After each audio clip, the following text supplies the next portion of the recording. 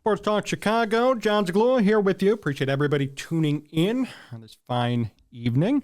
Listening with us, we appreciate it. 12:30 a.m. WJOB 92.9 Cities FM, ACTV, and Jet TV, our great TV partners. You can follow us all over at Sports Talk Chicago. Follow me personally at John Z Sports. John Meadows is manning the ship behind the scenes, making sure everything looks and sounds okay. Boy, what's going on with the Cubs? You know, just a couple of weeks ago, I made a video praising the heck out of them because they look great. And they were, 10, 15 games above 500. They were playing hot baseball. Guys were performing.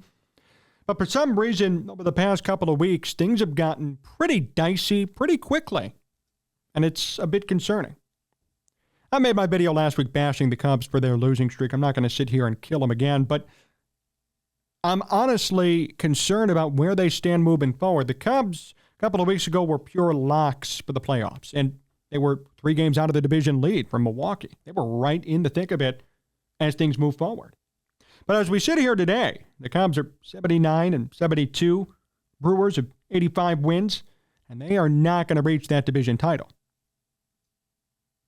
I wouldn't say that's a failure per se. I mean, the Cubs weren't going to be great this year anyway. We didn't expect them to be where they are in this moment. But it is a bit disappointing that at one point they were contending for the division lead, and now they're pretty much out of it with limited games to go. So what's left? Well, the wild card spots. 3 teams make the playoffs this year. Philadelphia and Arizona are up there. The Cubs are right there. And then, 4 teams are within 5 games.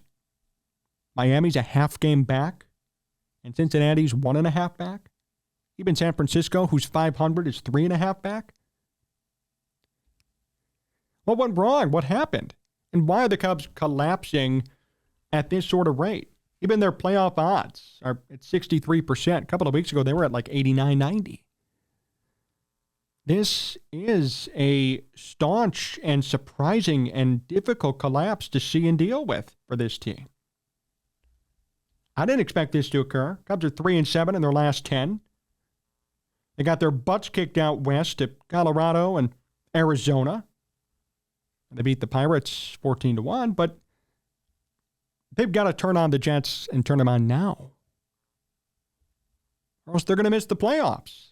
They're going to miss out on what has been, for the most part, a really successful year. I mean, a really great season that they should be proud of heading into the offseason. I mean, for a team that really had no expectations, for a team that was kind of mishmash and somewhat put together. I mean, you think about it, Cody Bellinger was a 1-year rental.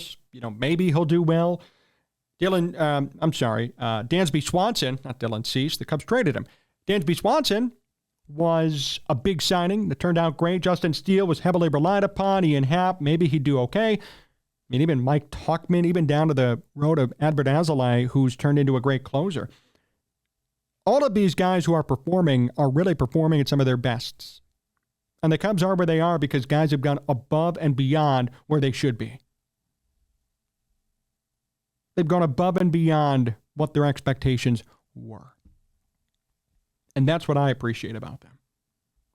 I mean, Justin Steele, he may not win the MVP or the Cy Young Award now. Blake Snell's kind of trampled him in regards to that. But guess what? I'll take 16-4 with a 2.73 ERA, although he got beat up in his last start. Marcus Stroman's going to be back and used out of the bullpen. Kyle Hendricks has been right on par for where he should be. Adbert Alzolay is hurt, but as far as hitting goes, Morrell's still hitting homers. Seiya Suzuki's been on a tear. Bellinger's still great, and Ian Happ's all right. So what's been the problem? Well, the Cubs have a problem in terms of depth, and that's going to hurt them come stretch time and come playoff time, and it's hurting them now come stretch time. We have seen what has occurred to the Cubs when they run out of players and guys get hurt down the stretch. Their starting rotation even. Kyle Hendricks and Justin Steele are going to be the only guys on this team who pretty much start every game and are effective. Jameson Taillon, big investment, 5.27 ERA, 27 starts. Drew Smyly, relegated to bullpen work. Marcus Stroman, off the IL, relegated to bullpen work. Javier Assad has been good in the time that he's been given, but he hasn't been a full-time starter. Hayden Wesneski's been a disappointment. Jordan Wicks has been good. The point is, the Cubs, as far as depth go, don't have a hardcore 1 through 5 in the rotation. That's going to hurt them come stretch time, and it's going to hurt them come playoff time. But Azolay's hurt. Azolay's hurt, and he's on the IL. He's been good when he's been healthy, but he's out. Cubs have been having to rely on Julian Merriweather, Mark Leiter Jr., Michael Fulmer when healthy to shut the door late, and that hasn't been perfect. It's not your guy. It's going to be tough. And even on the field, some guys have just kind of fallen off a bit. Nick Madrigal got hurt, which kind of sucks. Bellinger's cooled off a tad. Happ and Suzuki the same. Horner's been good. And Gomes has been fine. The Cubs' ability to go above and beyond, which is what we saw in the midpoint of this season, really, when they got hot, has gone away a bit. Not going to chalk it up to, oh, they don't care, or, oh, they just are not good or not effective. I'm going to chalk that up to a combination of some unfortunate events, injuries, lack of depth, and general fatigue and tiredness.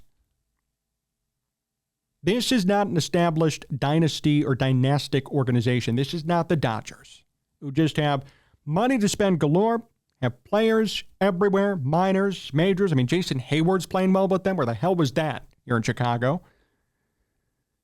Everybody's playing well, and everybody's doing good. And when somebody goes down, somebody else comes up. And if they don't have somebody down there, they go out and sign somebody like they don't care, or they trade for somebody. The Cubs are not that organization. And the Cubs as a team don't have that talent pool. They are doing this all, for the most part, homegrown, which I love. Nico Horner, Happ, Suzuki, Morel, Alzolay, Steele, Hendricks, who's still there, Javier Assad, Daniel Palencia, who has not been effective, but they're trying with him, Jordan Wicks. This team is so set up for the future. It's not even funny. They're set up so well for the future. There's an excitement around this team down the road. And Cubs fans should be excited no matter how this season ends.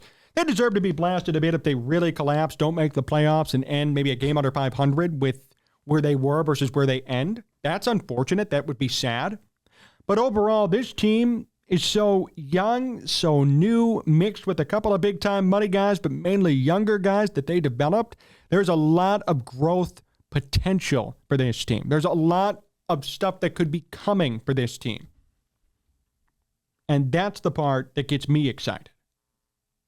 That's the part that I love.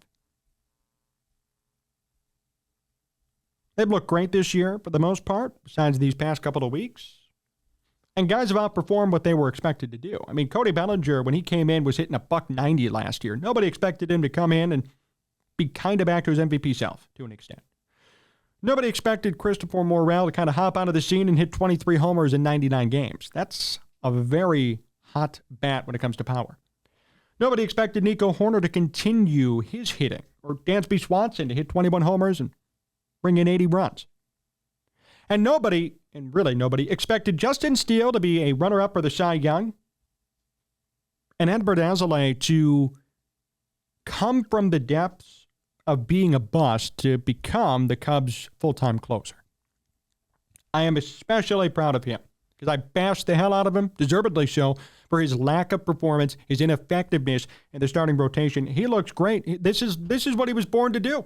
He was not born to be a starter. He should have never been forced to be a starter. He's electric. He is high energy.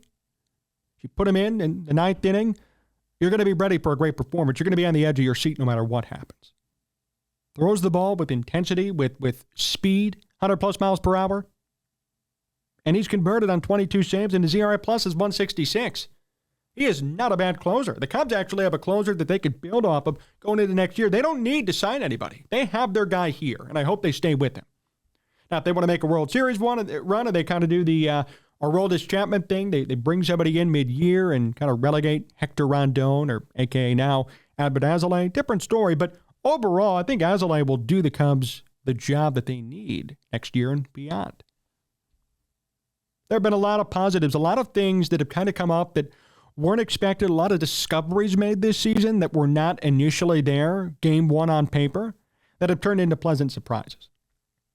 Anybody expect Nico Horner to lead the Cubs in WAR? I didn't. Yeah, 4.9 better than Dansby Swanson and even Cody Bellinger and Justin Steele. Didn't expect that. Didn't expect Cody Bellinger to be who he was. I don't know if the Cubs are going to re-sign him. I don't think they should, but he's been great for this year. Christopher Morel is a power-hitting fiend out there. Seiya Suzuki's hitting .280 with a high on-base percentage for his average. Even Mike Tauchman, fourth outfielder off the bench, has put up nice numbers in limited time. Patrick Wisdom, too, 21 home runs in a non-everyday role. The Cubs started this year, if you remember, with Eric Hosmer, which we bashed, Trey Mancini, even Matt Mervis, who turned out to be kind of a bust.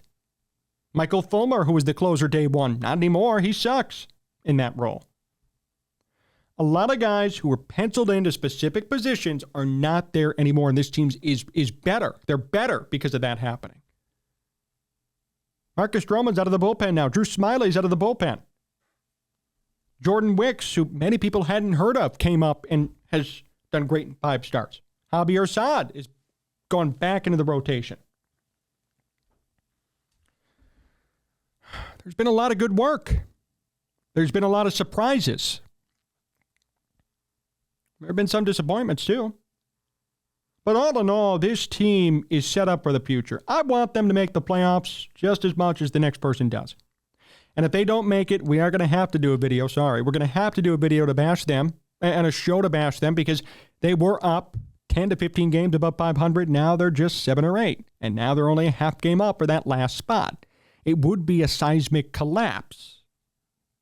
That said, from an individual perspective, even from the way the team handled adversity, moved guys into positions that they really weren't familiar or comfortable with, and handled this season, which was weird at the outset, I think they've done a phenomenal job. It was weird, wasn't it? But when you saw the news that the Cubs signed Cody Bellinger and Eric Hosmer and Trey Mancini, they brought in Dansby Swanson, which was exciting, but all those three was kind of like, what is going on here? What the hell is happening down at Wrigley? Well, a couple of those guys didn't work out, but Cody Bellinger did. Cody Bellinger really worked out. Kyle Hendricks, who was ineffective for years, has come back and has been serviceable, passable. Justin Steele has been unbelievable. Nobody expected any of this to occur. And although there are some harsh Cubs fans who said they should have made the playoffs, they should be in there, they were not expected this year to make the playoffs. I said 81 and 81, and that was right. Even Pacoda agreed, and a lot of other experts agreed too. If you were actually thinking game one, this team's a playoff team and they should make it, and if they don't, Jed Hoyer should be fired, you're dumb. No, they did not have the roster capacity to get there. And even today, they're winning. They're even in this position because guys are consistently overperforming. Nico Horner should not be leading this team in WAR. He is this year. Good for him. It's not going to happen every year. Justin Steele's not going to be a Cy Young Award candidate every year. Adbert Alzolay was not expected to be anything this year. And now he's the closer. So many guys have stepped up, and that's why no matter what happens, we should celebrate. I just really hope they get in because a collapse of this proportion would be extremely unfortunate for the Cubs. See what they do, though. Time to go, and we're going to make sure we cover them till the end. I know it's Bears season. But the Cubs are in the midst of a historic playoff run, considering the talent on this team and their expectations before the year. So we're going to make sure we cover the heck out of them, especially if they make the playoffs and move forward. We're going to be on them for sure, so stay tuned for that. Appreciate everybody tuning in to today's program. Big thank you to our affiliate Cities 92.9 and WJOB 1230 AM for airing us. We are syndicated. Hey, if your station wants to be syndicated with us, you can hit us up via email, sportstalkchicago1@gmail.com. Follow us all over at Sports Talk Chicago, myself at John Z Sports. Hit us up on YouTube. Subscribe to the channel. Give us a thumbs up at Sports Talk Chicago. Near the 19,000 subscriber mark. We could really use your help. Big thank you to Amish Country Farms, our sponsor. Hit them up in the link of this video description. And a big thank you, as always, to the man behind the scenes, behind the curtain, John Meadows, directing and producing, making sure everything works. Thank you all for tuning in. Looking forward to talking with you next week. Until next time, so long, everyone.